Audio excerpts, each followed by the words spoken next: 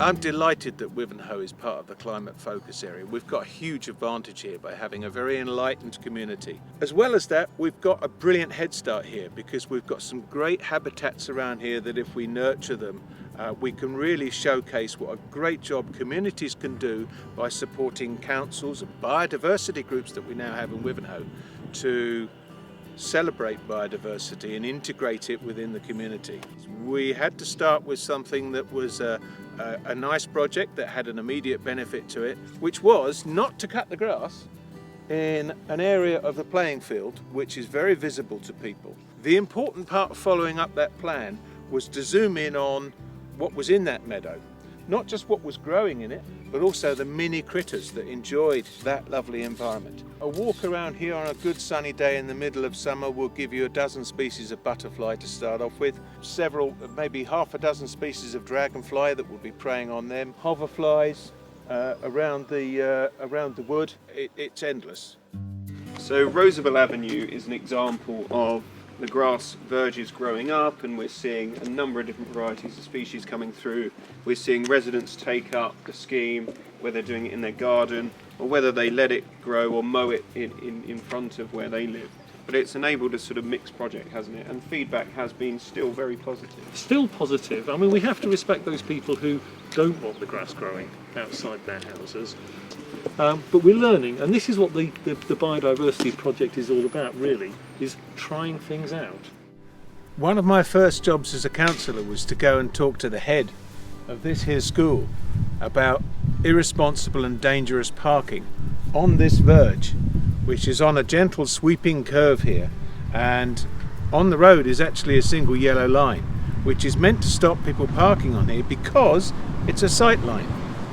So we decided to implement a nature-based solution to the problem. We spoke with Beth Chatto Gardens down the road, and they were able to supply us with these drought-resistant plants to put in here that aren't going to grow above the danger level for sight lines. And what we've now got is a very beautiful garden which no one dare park on. So the area is made safe and the area is made beautiful. And such was the approval rating of this garden that not only did we get a lot of volunteers help to dig it up and plant it, but also we've got volunteers here doing the occasional weeding job, making it continue to look really, really beautiful.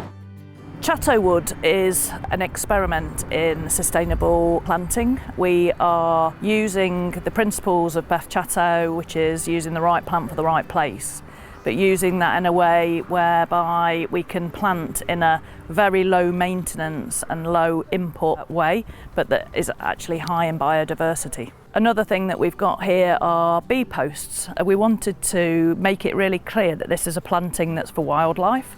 So as well as having the name Chatto Wood within it, we drilled holes in the lettering, and that is habitat for bees. It is more expensive, but not that much more expensive. Right. It's not double the price. Over time, we're going to see a huge benefit to this planting that far outweighs the initial additional cost. We're working with landowners in the climate focus area to deliver nature-based solutions which will help with water quality, flood management and nature recovery. This is one of our leaky dams, and leaky dams are a really good natural flood management technique. So we have 4 leaky dams on this site. They're built out of locally sourced timber, and the idea is to naturally slow the flow of the water through the site, so that the watercourse further downstream is more able to cope with the flow of water when it's rained really hard. They mimic a naturally fallen tree, they stop flash flooding through the system, provide a great environment for biodiversity and nature. Roy helped us build these dams by pulling the timber onto site. So this site's got really tricky access, so it'd be really hard to get a tractor or a machine in to do that for us. We can get through very small gaps, we can turn in very small spaces, and also they're very environmentally friendly as well because there's no pollution and no noise.